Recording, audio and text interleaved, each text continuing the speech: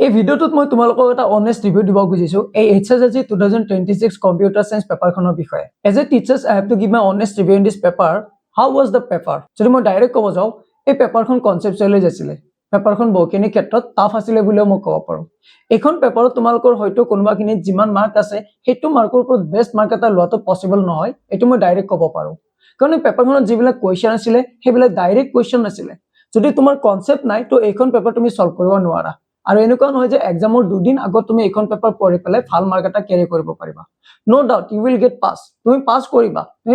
pass কৰাৰ নম্বৰটো ইয়াতে আছে কিন্তু ইয়াতে যিবিলাক কোৱেশ্চন প্যাটাৰ্ন তুমি ভাল নম্বৰ এটা এক্সপেক্ট কৰি এখন এক্সাম দিছা তো এইটো এক্সামৰ এইটো ভাল মাৰ্ক লোৱাটো বহু বেছি ইজি নাছিলে মই এটা কাম কৰিছো মই এক্সাম পেপাৰখন লৈ লৈছো ইয়াতে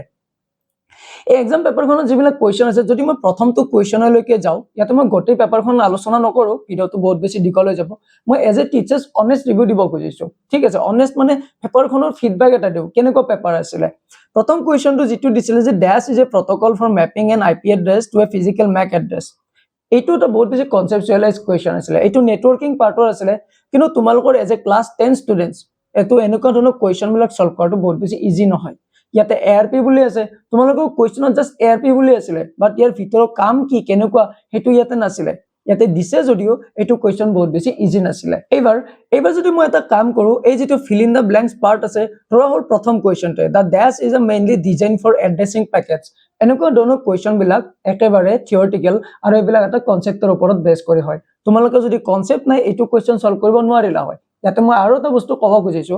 এখন পেপাৰত হয়তো যদি 70 মাৰ্কৰ এক্সাম আছিল তো এখন পেপাৰত এনেকুৱা কৈ যে 70 আউট অফ 70 লোৱাটো ইমান বেছি পসিবল নহয় মই ইয়াতে এটা ক্যাটেগৰাইজ কৰিছো কেনেকুৱা কৈ যদি কোনোবা ষ্টুডেন্টে এখন পেপাৰত যোৱাকালে যিখন এক্সাম আছিল যদি কোনোবাই 30 মাৰ্কস পায় তো সেই 30 মাৰ্কস পৰ ষ্টুডেন্টনক মই কি কৰিম 50 ৰ ইকুইভ্যালেন্ট বুলি ধৰি লম কাৰণ 30 যিজনে পাব এজন 50 মাৰ্ক ক্যাৰি কৰিব পৰা ক্যাপাসিটি এটা থাকিব তেতিয়াহে তেওঁ 30 মাৰ্কস এটা পাব নেক্সট যদি কোনোবাই 40 পায় তো তেওঁক মই ক্যাটেগৰাইজ কৰিম 60 ক্যাটেগৰীৰ লগত অৰ্থাৎ যদি কোনোবাই 50 পায় তো 60 পাব পৰা ক্যাপাসিটি তেওঁৰ আছে বুলি মই ধৰি লম আৰু যদি কোনোবাই 50 মাৰ্ক ক্যাৰি কৰিব পাৰে এখন পেপাৰত তো তাৰ কাৰণে মই ডাইৰেক্টলি কি ক'ব পাৰিম তেওঁৰ এটা ভাল মাৰ্ক অৰ্থাৎ এবভ 60 ল'ব পৰা ক্যাপাসিটি এটা আছে বুলি মই ক'ব পাৰিম পেপাৰখন ইমান বেছি ইজি নাছিল হেতু মই ডাইৰেক্ট ক'ব পাৰিম কাৰণ ইয়াতে যিবিলাক কোৱেশ্চনস বিলাক প্ৰ্যাকটিক্যাল আছিল মই যদি ইয়াতে ক'ব যাও এটো যেটো আমাৰ ডাটাবেস পাৰ্টৰ হয় এইবিলাক ডাটাবেসৰ পাৰ্ট বিলাক কি হয় এইবিলাক প্ৰ্যাকটিক্যাল কৰিলে ক'ব পৰা যায় আৰু ইয়াতে যদি মই আৰু এটা বস্তু কওঁ যে পেপাৰখন কি হৈছে আমাৰ কমপ্লিটলি ইংলিশ মিডিয়ামত আহিছে আৰু সেবা বোৰ্ডৰ যিখিনি আমাৰ ষ্টুডেন্ট বিলাক থাকে গোটেইবিলাক আসামিজ মিডিয়ামৰ হয়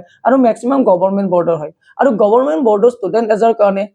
ময়ো গভৰ্ণমেন্ট স্কুলৰ পৰা পঢ়ি অহা হয় আমাৰ কাৰণে ক্লাস 10 লেভেলত ইমান ধৰণৰ এটা ইংলিশ সেন্টেন্স এটা মাতি পেলাই তাৰ মিনিংটো কি হ'ব হেতু ফাইন্ড আউট কৰি পেলাই এনসাৰটো লোৱাৰ কাৰণে আমাৰ কাৰণে বহুত বেছি টাফ হৈ যায় এজ এ গভৰ্ণমেন্ট স্কুলত যদি মই ক'ব যাওঁ কাৰণ আমাৰ ইংলিশটো ইমান বেছি টাফ মানে এটা প্ৰপাৰ হৈ নাথাকে যিমানে আমি দিন যায় আগুৱাই আমি পঢ়ি যাই দেখিম সিমানে আমি নিজৰ নলেজটো গেইন কৰি যাই থাকিব পাৰো যদি পেপাৰখন কোনোবা প্ৰাইভেট স্কুলৰ ষ্টুডেন্টে দিয়ে তাৰ কাৰণে হয়তো অকনমান ইজি হ'ব পাৰে হয়তো ইংলিশটো অকনমান আগৰ পৰা জানে মেইনলি ইয়াতে ইংলিশ বেৰিয়াৰ বহুত হৈছে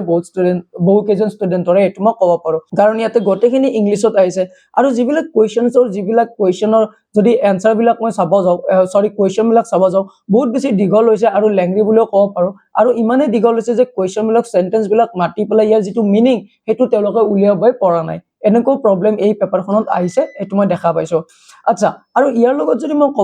ক'ব যাও যিবিলাক প্ৰগ্ৰামিং ৰিলেটেড কোৱেশ্চন আহিছে বুলি কও প্ৰগ্ৰামিং ৰিলেটেড কোৱেশ্চন বিলাক ইমান বেছি ইজি নাছিল এই প্ৰগ্ৰামিং বিলাক এনেকুৱা নহয় যে তোমালোকৰ কি যেনেকৈ কিবা মুখস্থ কৰিম প্ৰগ্ৰাম কোনো মুখস্থ কৰিব নোৱাৰে ঠিক আছে প্ৰগ্ৰাম বিলাক আমাৰ কি হ'ব এইবিলাক প্ৰ্যাকটিক্যাল কৰিব লাগিব আমি সি প্ৰগ্ৰাম কৰিব লাগিব C++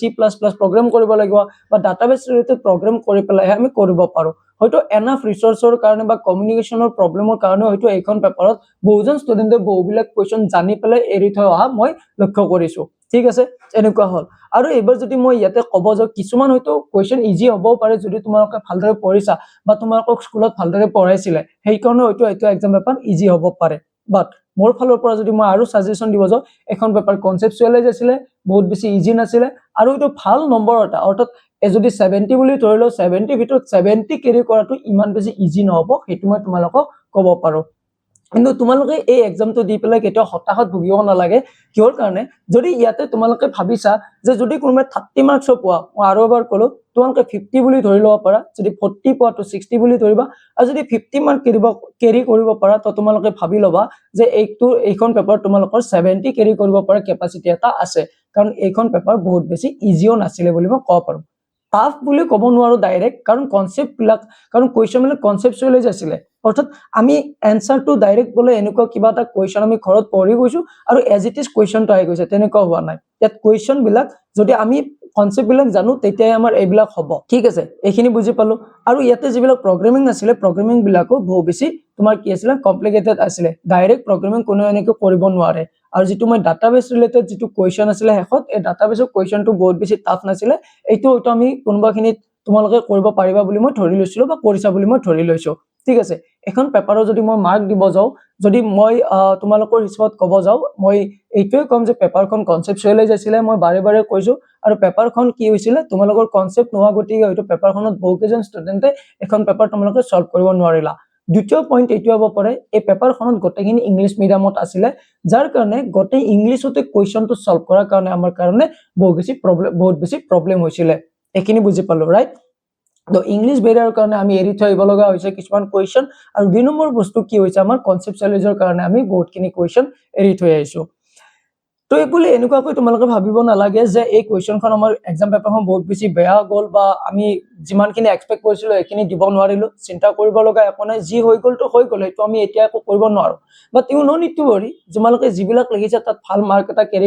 কেৰি কৰিবা বুলি ধৰি লৈছো আৰু আগৰ এক্সাম বিলাকো ভালদৰে দিছা তাৰ লগত মিলি পেলাই তোমালোকে অবয়সত মেট্ৰিক পৰীক্ষা যেটো ৰিজাল্ট ওভাৰঅল পাৰ্সেন্টেজ হেতু তোমালোকৰ ভালে আহিব হেতু মই তোমালোকৰ ওপৰত মোৰ তোমালোকৰ ওপৰত স্পেশালি বিশ্বাস এটা আছে তো এক্সাম পেপাৰখনো মই এইটো এটা ৰেটিং হিচাপতে দিব গলো এইটো এটা মোৰ কি আছিল এইটো এটা পাৰ্সোনাল ফিডব্যাক বুলি ক'ব পাৰা আৰু অনেষ্ট ৰিভিউ হয়তো তোমালোকক এজ এ গাৰ্জেন যদি কোনোবাই চাই আছে মই এইটো ক'ব পাৰো যে এইখন পেপাৰ বহুত বেছি আমাৰ ডাইৰেক্ট ইজি নাছিলে ডাইৰেক্ট কোৱেশ্চন অহা নাই কনসেপচুৱেলাইজ আছিলে আৰু এই পেপাৰখনৰ ওপৰত যদি কোনোবা ষ্টুডেন্ট পঢ়ি আছে তেওঁলোকক বহুত বেছি প্ৰেছাৰাইজ কৰাৰ কোনো প্ৰয়োজন নাই আৰু যদি ষ্টুডেন্ট তোমালোকে চাই আছে তোমালোকে ভিডিওটো ভালদৰে চাই পেলাই গটেখিনি ব্ৰেইনত তোমালোকে সোমাই লোৱা পেপাৰখন ইমান বেছি ইজি নাছিলে পেপাৰখনত বহুত বেছি কোৱেশ্চন কনসেপচুৱেলাইজ আছিলে তাৰ কাৰণে বহুত বেছি খেলিমেলি হৈছে আৰু ইয়াতে ইংলিশ ল্যাঙ্গুৱেজটো বহুত বেছি বেৰিয়াৰ হ'ব পাৰে তো আকৰো ভিডিওটো তোমালোকে যিখিনি মই কলো এইখিনি তোমালোকে বুজি পালা আৰু